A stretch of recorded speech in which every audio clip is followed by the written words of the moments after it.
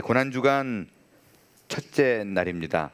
이 고난주간 일주일에는요, 여러분이 그 생명의 삶, 제가 그 날짜별로 나가는데 그 생명의 삶으로 묵상하고 적용할 수 있는 포인트를 좀 집어드리겠습니다.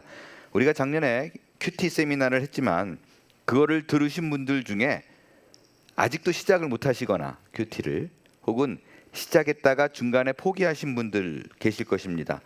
이번 일주간에 제가 생명의 삶으로 진행을 할 때 설교의 말씀을 잘 적용하고 묵상해서 이번 특별 밤 기도회를 통해서 다시금 큐티 생명의 삶 말씀을 가까이 할 수 있는 기회가 될 수 있기를 바랍니다. 현재 그 4월달 2권이 여분으로 남아 있습니다. 그래서 여러분 이것으로 진행을 할 테니까 그 나가시면서 헌금함에 있는 그 2권 남은 거 유용하게 사용할 수 있게 되길 바랍니다. 본문은 포도원 농부의 비유입니다.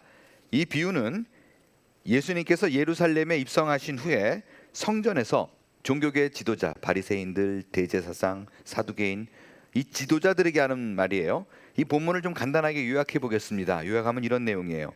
한 사람이 포도원을 만듭니다. 정성스럽게 만들어요. 그리고 농부들에게 맡기고 다른 나라로 갑니다. 때가 되어 종들을 여러 차례, 그러니까 종들을 보낸다는 얘기는 메신저예요.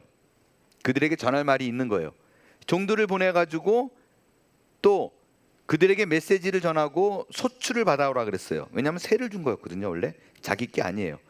열매들을 좀 받아가지고 와라 그랬더니 보내는 족족들이 때리고 죽이고 뭐 이러고 있어요. 마지막에 주인이 자기 아들을 보냈는데 농부들은 그 아들도 죽이고 포도원을 차지하려고 합니다. 결국 주인이 포도원으로 돌아와서 한 행동은 그 악한 종들을 다 때려 부시고 멸하고 그 포도원을 다른 사람에게 주더라, 맡기더라라는 얘기예요. 제가 여러분들이 이 비유를 할 때 이런 생각을 갑자기 설교 준비하면서 했어요. 정확히 이 비유가 상징하는 바가 누군가를 알고 묵상하는 것과, 그렇죠? 읽다가 괜히 찔리는 부분 때문에 묵상하는 거, 뭐 어떻게든 하나님 말씀이 내게 송곳이 돼가지고 찔려서 뭔가를 하면 뭐 좋지만 그건 주님이 전하고자 하는 메시지와는 다를 수 있잖아요. 그죠?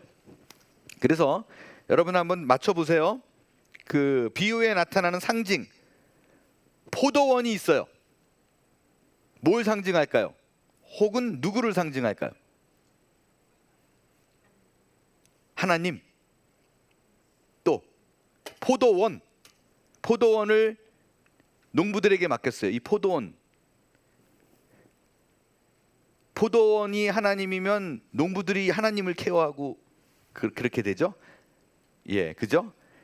아니 틀릴 수 있어요. 뭐 그런데 은혜를 받았어요. 뭐 그럼 뭐 하나님이 준 거로 생각하고 상관은 없는데, 그러니까 정확하지 않다는 거예요.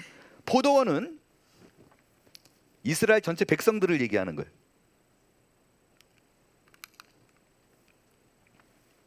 언약 공동체. 오늘날로 말하면 뭘까요? 언약 공동체. 아까 누가 정답을 얘기했는데, 교회. 예, 우리 교회. 믿음의 사람들. 두 번째, 포도원의 주인이 있어요. 누굴까요? 예, 맞았어요. 이번엔 맞았어요. 포도원 주인은 하나님이죠. 하나님이 누군가에게 내 백성들을 좀 케어해라. 멀리 떠났대요. 뭘 의미할까요? 우리에게 자유의지를 준 거를 얘기해요. 그러니까 니들이 좀 해봐. 인간이 어떻게 반응한가 보려고 그랬어요. 세 번째, 이제 농부들이 나와요. 농부들은 종교 지도층이에요. 뭐 이거를 종교 지도층으로 생각 안 하고 농부를 나라고 생각을 해서 내가 이스라엘 백성들을 돌보는 사람이다, 믿음의 사람들을 돌보는 사람이다, 뭐 리더십에 있는 분들은 그럴 수 있어요. 근데 엄밀한 의미로는 당시 지도자들이에요. 제사장, 서기관, 바리새인들. 오늘날로 말하면 뭘까요? 네, 목사님, 교회 리더, 교사, 교사, 정말 중요한 거예요. 교사를 의미해요. 네 번째, 메신저가 있어요. 가가지고 세바도 걷어가지고 오라 그러고 하나님의 말씀을 전하고 주인의 말을 전하는 메신저들은 누굴까요?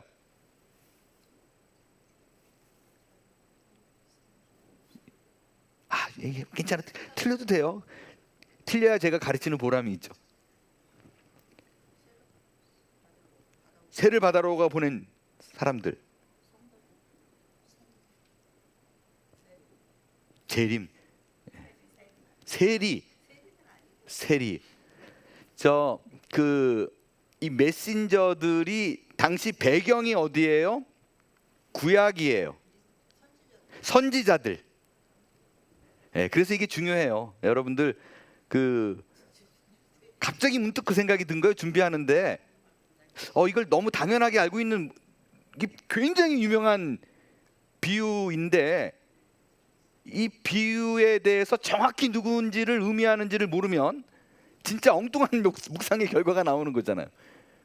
그래서 틀려도 괜찮아요. 틀려도 괜찮아요. 보낸 종들은 선지자들이에요. 이스라엘 역사 속에서 수많은 선지자들을 보냈어요. 회개해라. 네, 어떻게 했어요? 박해했어요. 심지어 죽였어요. 예레미야, 이사야.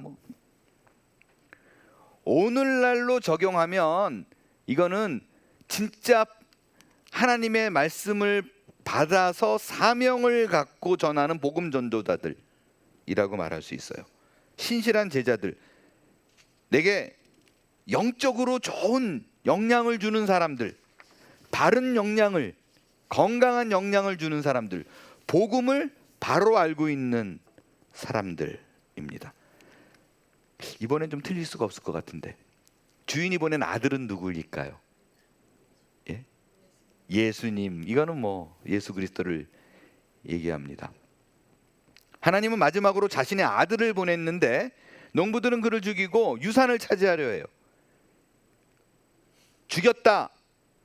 이게 뭘 예견하고 있는 걸까요? 십자가. 마지막으로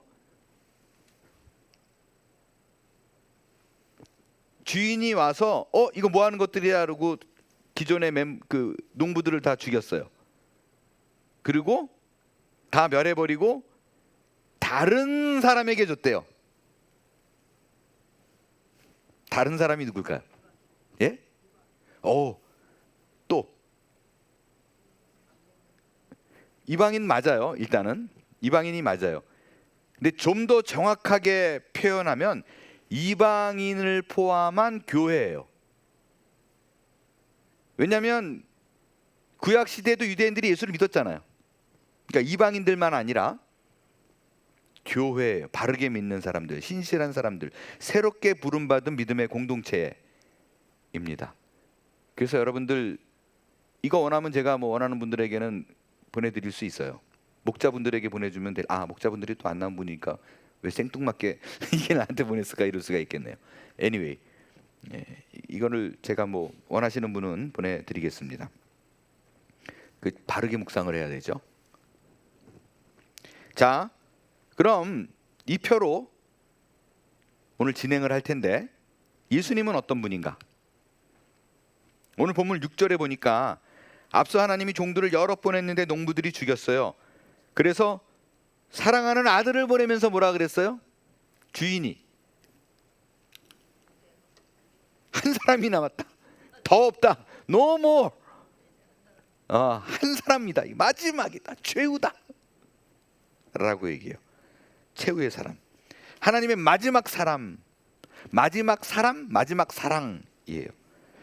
이거를 implicit, 그러니까 함축적인 표현으로 말하면 무슨 뜻인가? 예수님이 하나님이 인류에게 보내는 마지막 메시지요, 마지막 사랑이에요. 더 이상 없어요. 그래서 더 이상 누군가 오면 가짜예요. 더 이상 누가 예수가 이러면 가짜예요. 못 이룬 일을. 그리고 이런 뜻 하나가 있고 함축적인 의미라 그랬어요. 마지막 사랑, 끝사랑.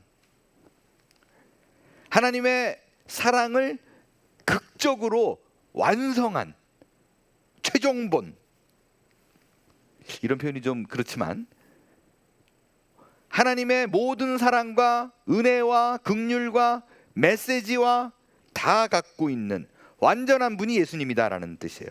여러분, 더 이상 구원의 방법은 없습니다. 여러분을 현혹해 하는 그 어떤 메시지에도 속으면 안 돼요. 저는 오늘 본문에 등장하는 이 농부들,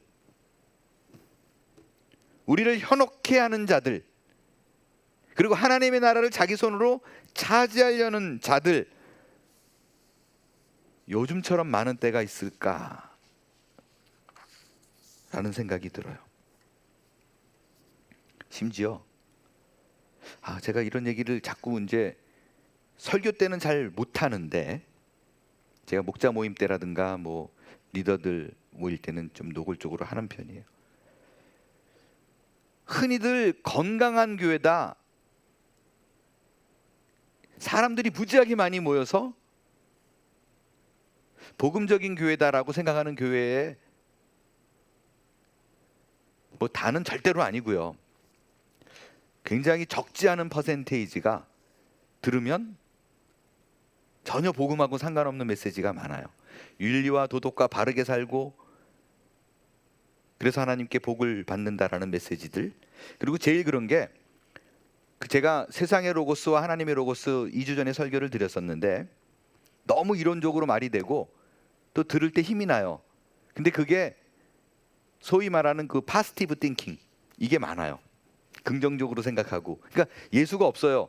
근데 듣는 사람들이 모두 다 막 뭔가 막 해보고 싶은, 야, 난 할 수 있다, 막 이런 생각이 막 불같이 우러나오고, 또 막 긍정적인 생각을 갖고 부정적인 생각 막 안 하고 절대 입에 감사의 마음만 담고, 그러니까 또 잘 되고 그러면 하나님으로부터 온 거라고 생각을 해요.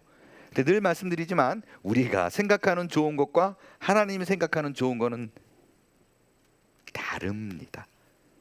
너무너무 달라요. 그래서 그 파지티브 띵킹으로 해가지고 내가 생각하는 선한 게 손에 주어졌다고 해서 꼭 그게 하나님으로부터 온 거라고 말할 수 없는 게 너무 많아요.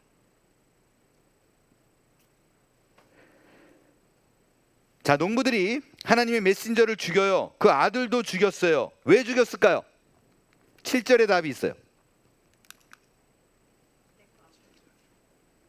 하나님 거를 내 거 삼으려고, 쟁취하려고. 이게 이유예요. 여러분, 이들의 관심은요, 포도원에 없어요. 하나님의 백성에 없어요. 하나님의 나라에 없어요. 종교라는 것을 이용해서 자기의 배를 부리는데 급급합니다. 여러분, 그 종교개혁이 뭐예요? 복음이 아닌 거를 자꾸 전하니까 못 참겠어 일어난 거잖아요. 16세기 초에 일어났어요. 1517년. 그때 이 개혁의 원인과 이유가 뭐냐 그러면 사실은 이렇게 딱 못하라고 말할 그런 이니시에된 건 있죠. 루터가 이렇게 붙인 거. 근데 여러분, 뭐 제가 설명 한번 드렸었는지 모르겠는데, 종교가 이렇게 루터가 95개문 이렇게 붙인 것도 원래 한번 뒤집자 해서 붙인 게 아니에요. 원래 당시에는 좀 우리 토론 좀 해보자, 이게 맞는지 아닌지, 이게 맞는지 아닌지 좀 알아보자. 그때는 이제 많은 그런 토론들을 할 때니까, 특별히 독일 사람 그게 붙이면 이거에 대해서 주제를 갖고 이제 얘기 나눠보자 이러고 붙였는데 사람들이 와 이렇게 된 거예요. 그러니까 루터는 원래 그렇게 강심장이 아니거든요. 그러니까 신학적으로, 제도적으로, 사회적으로 여러 정치적으로 요인들이 있어요. 근데 제도적 원인을 좀 제가 생각해 볼게요. 다 다룰 수는 없으니까. 로마 캐톨릭의 부패죠. 커럽션. 고위 성직자들이 썩을 대로 썩었잖아요. 성직을 매매했어요. 요즘도 일어나는 거 아시죠? 그래서 어느 날 딱 누가 등장했는데 저 선교사 됐어요 뭐 이런다거나, 목사 됐어요 어디서 받았어요 그러면 돈 주고 자기끼리 많아요. 권력 남용하고 향락적으로 살았어요. 교황의 권세는 그때 뭐 왕의 권세, 군주의 권세를 넘어섰잖아요. 하나님의 자리에 그들이 앉아 있었어요. 제일 황당한 부분 말씀드릴게요. 당시 예배를 드릴 때 뭐 독일이든 영국이든 스위스야 뭐 여러 나라가 있었지만 그 안에 언어를 쓰는 게 여러 언어가 있었지만 프랑스건 예배를 드릴 때 자기 나라 말로 안 했어요. 완전히 아이러니죠. 예배를 드리는데 처음부터 끝까지 헬라어로 했느냐? 그것도 아니에요. 히브리어로 했느냐? 아니에요. 라틴어로 했어요. 라틴어. 고대 로마인의 언어. 성경도 불가타라 그러는 라틴어 성경. 그러니까 예배 땡 하고 올라서서 모든 순서, 미사, 기도문, 성경 낭독, 성가, 설교 다 라틴어로 했어요. 야, 이거 너무 재밌죠? 그러니까 이 말은 무슨 뜻이냐? 일반 백성들은 알아들었다, 못 알아들었다? 못 알아들었다. 이게 정말 아이러니한 거예요. 예식만 있는 거예요. 설교는 성경을 풀어서 가르치는 일이에요. 그러니까 아무도 성경에 대한 얘기를 평생 모르고 죽어요. 이걸 들고 일어난 게 종교개혁이에요.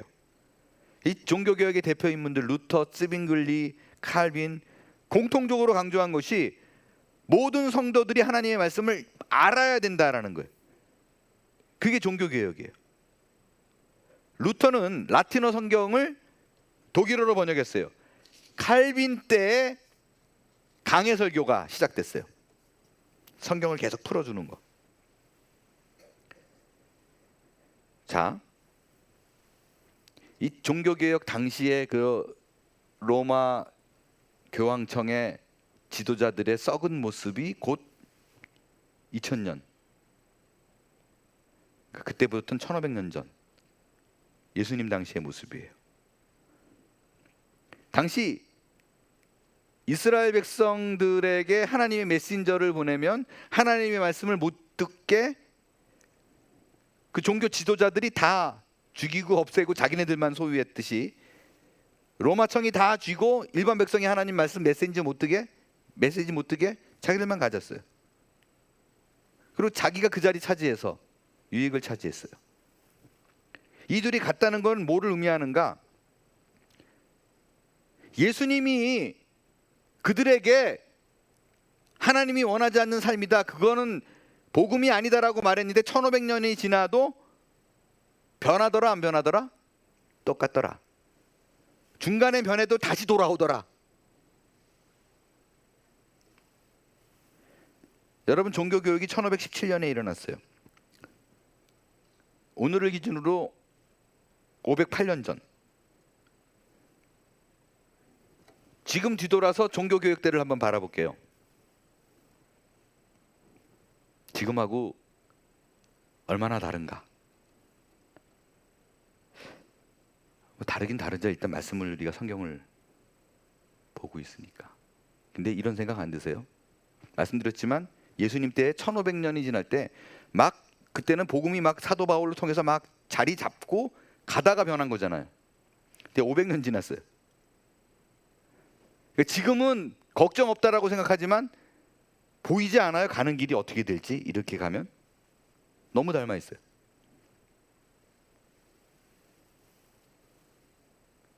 강단에서 하나님 말씀이 사라지고 있어요. 긍정적인 메시지로 교인들은 막 몰려들어요. 십자가가 없어요.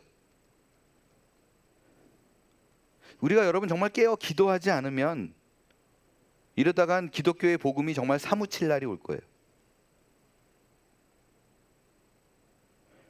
우리는 충분히 종교개혁 시대와는, 그러니까 라틴어로 예배를 보는 시대와는 달리 우리는 하나님의 말씀을 스스로 읽고 하나님으로부터 오는 귀한 메시지를 깨달아 알 수 있는 시대에 살고 있어요.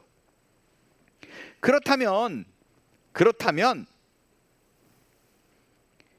이제 내가 농부를 찾아 헤맬 때가 아니에요. 내가 메시지를 직접 들을 수 있잖아요. 본문이 말하는 다른 사람들이 되어야 될 때예요. 그렇지 않으면 더 이상 우리 교회는 앞으로 희망이 없어요. 농부만 찾아다니면 안 돼요. 내가 저 악한 농부들이 아닌 다른 사람이 되어 하나님의 메시지를 올바로 듣고 올바로 전하는 사람이 되어야 된다 라는 것이 오늘 결코 빼놓지 말아야 될 중요한 메시지입니다. 언제까지 포도원으로 남아서 누가 주는 거를 기다리는 사람들이 아니라, 남이 나를 경작하여 열매를 억지로 맺게 하는 자들이 아니라, 이제 내가 바른 농부가 되어서 하나님으로부터 메시지를 듣고 누군가에게 주의 열매를 맺게 할 수 있는, 그들을 돕고 일구고 깨우는 자가 되어 이 땅에 하나님의 나라가 올바르게 도래할 수 있는 일에 힘을 써야 할 때다 라는 얘기예요. 이번엔 예수님이 당한 고난에 대해서 생각해 보겠어요. 제가 매해 고난주간이 오면 드리는 말씀이 있습니다. 고난주간은 주님이 나를 위해 고난을 받았으니 이제 내 차례다. 나 또한 고난을 받으리라. 주님을 닮아가리라. 그래서 이번 주간에는 특별히 한 주간의 욕정을 멀리하고 절제하고 힘든 거 막 참아내고 이 기간으로 일주일을 채워버리라. 이게 아니라고요. 이게 아니에요. 물론 평소보다 오락적인 부분을 절제하는 것은 뭐 나쁘지 않죠. 한번 돌아볼 수 있는 기회가 되니까. 그런데 내가 내 삶 속에 예수님처럼 되겠다, 뭐 이것도 좋아요. 근데 예수님의 고난을 나도 당하리라. 그래서 이게 강조된다면 이번 한 주간은 여러분이 고난받아야 됩니다. 이번 한 주간은 여러분이 고난 통해서, 절제를 통해서, 욕망을 억제하는 것을 통해서 예수를 닮아갑시다.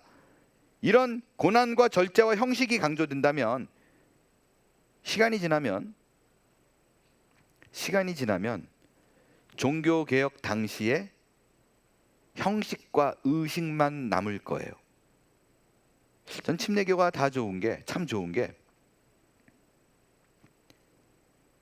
예수님이 한 의식 중에 주의 만찬과 침례를 제외하고는 다 지웠다는 거예요. 그게 너무나 중심이 될까 봐.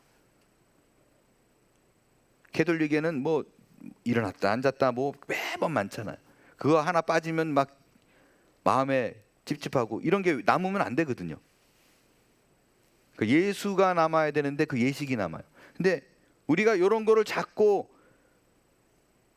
그 종교성을 강조하다 보면 이게 필요해가지고 막 갖고 싶거든요. 우리도 하고 싶고.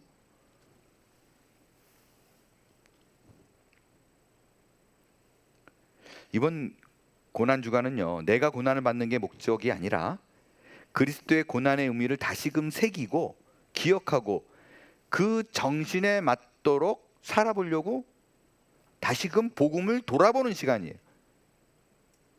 예수님의 고난과 아픔만이 남는 것이 아니라 왜 예수님이 그래야 됐는가를 생각하고 그것의 결과가 어떤가를, 그래서 고난주간에 십자가를 묵상하면 가슴을 치는 것을 넘어서 기쁨이 오고 다시금 하나님께 그 사랑에 집중할 수 있는 기회가 되는 거예요.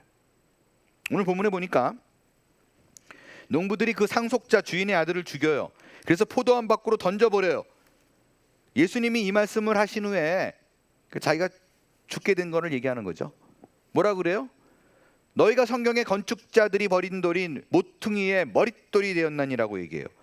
여러분, 이게 무슨 말이냐면요, 예수님 당시에는 집을 질 때, 성전을 질 때, 그러니까 건물을 지을 때 지금처럼 나무나 뭐 콘크리트, 철근 뭐 이런 걸로 짓지 않았어요. 무조건 돌이에요. 그러니까 돌을 캐내는 것도 쉬운 일이 아니고, 돌을 캐어내서 그거에 맞게 막 조각하고 깎아내고 끌로 긁어내고 망치로 다듬어서 성전을 지었어요. 집을 지었어요. 굉장히 이렇게 정교해야 돼요. 돌 하나하나가. 그렇지 않으면 이만큼 구멍 뚫려서 바람 막 들어오고 그럴 거 아니에요. 이 과정에서 제일 중요한 게 모퉁이의 머릿돌이에요. 이 돌은 두 담이 만나는 지점에 놓여 있어요. 전체 건물의 균형과 구조를 잡는 기준점이었어요. 그래서 모퉁이 돌, 코너스톤이에요. 딱 조자리예요. 이 돌은 두 방향으로 몰리게 되어 있어서 양쪽에서는 모든 압력을 받아요. 이것 빠지면 건물이 주저앉는데요. 또 하나의 건물을 제대로 세우기 위해서 이 모퉁이 돌이 반드시 튼튼하고 정확해야 했어요. 그래서요, 당시에 건축하는 사람들이 돌을 하다가 영 안 되고 이거 뭐 흠이 좀 많아요. 모양이 이상해요. 버렸어요. 예수님이 지금 이 얘기를 하는 거예요. 너희들이 볼 때 나는 흠이 많고 메시아로 절대로 인정할 수 없는, 그래서 쓸모없는, 해가 되는 것으로 생각해서 나를 죽일 거다. 나를 버릴 거라고 예견하는 거예요. 근데 그 돌이 어떻게 된다고요? 머릿돌이 된대요. 여러분, 이게 오늘 핵심 메시지예요. 예수님은 종교 지도자들에게 버림받고 십자가에서 죽으셨지만 하나님은 그를 죽음에서 부활시키셔서 교회와 하나님의 나라의 가장 큰 돌, 모든 압력을 다 받아도 버티는 돌, 머릿돌이 되게 했어요. 교회 기초가 되게 했어요. 이 말을 에베소서 2장 20절에서 이렇게 말을 합니다. 너희는 사도들과 선지자들의 터 위에 세우심을 입은 자라. 에베소 교인들, 제가 지난주 설교했죠. 터, 예수 그리스도의 터. 그리스도 예수께서 친히 모퉁이 돌이 되었느니라 라고 얘기합니다. 우리가 예수 그리스도의 터 위에 지음 받은 집이에요. 아멘. 그분이 내게 견고한 모퉁이 돌이 되었어요. 내 인생이 실패할 수가 없다는 것입니다. 예수님은 고난받고 십자가에 달려 돌아가셨어요. 예수님 실패했네요. 모든 사람들이 갖고 있는 생각이었었어요. 예수님이 실패했어요? 그럼 불쌍한 거예요. 그래서 우리는 고난주간에 십자가 묵상을 할 때 자꾸 불쌍한 예수님을 묵상하려고 그래요. 여러분, 그 예수님을 생각할 때 불쌍하면 안 돼요. 그러니까 마음이 아픈 것과 불쌍한 건 다른 거예요. 왜냐하면 예수님의 그 죽음이 예기치 않는 죽음이었거나 벌어져서 안 될 일이 벌어진 거면 불쌍한 거예요.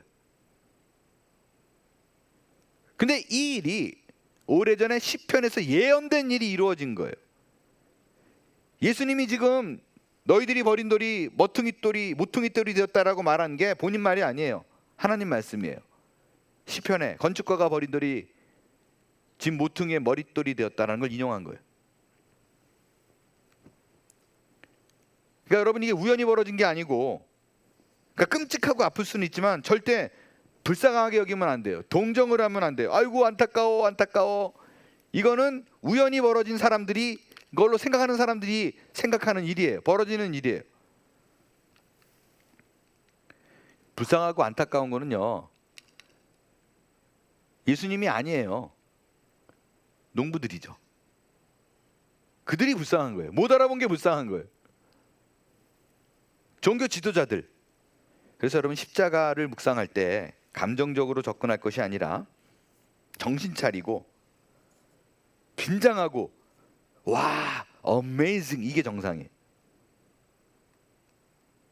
여기서 우리가 조심해야 될 부분이 있습니다. 간혹 가다가 제가 끔찍한 메시지를 듣습니다. 그것은 이제 우리도 이 설교 마무리하면서 분명히 많이 들었을 거예요. 이제 우리도 그분을 닮아 중요한 일을 감당하는 건물의 모퉁이돌로 살아야 됩니다. 모퉁이돌이 되어야 합니다. 제가 이 설교 준비하면서 여러 자료들을 막 살펴봤죠. 한국에 장자교단이라고 말하는 큰 교단이 있어요. 구약학 교수가 딱 이 본문을 가지고 누가복음 포도원의 비유를 가지고 칼럼을 아주 길게 썼어요. 근데 마지막에 딱 이렇게 썼더라고요.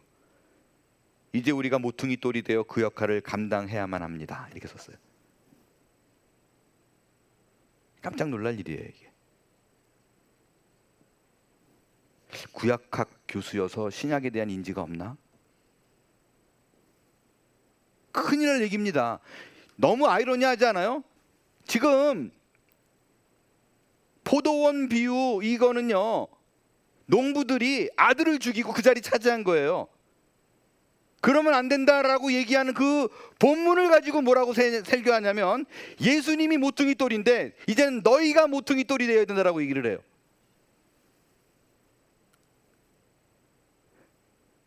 그래서 몰라요, 사람들이.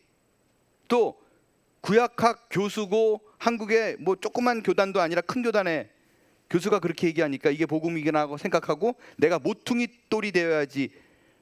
그래 자꾸 싸움이 나는 거예요. 다 자기가 모퉁이 돌이에요.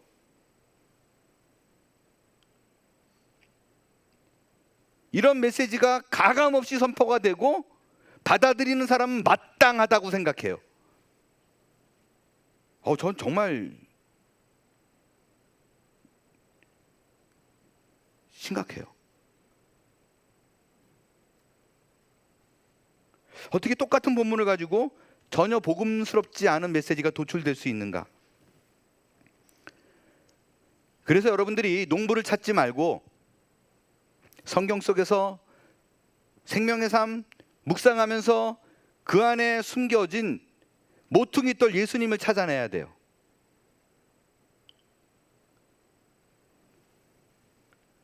그런 삶을 살 때, 이제 내가 다른 농부가 되기로 결심할 때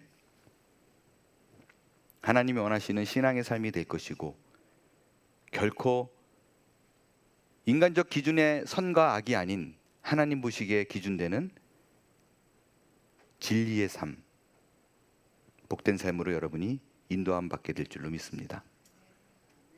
기도하겠어요.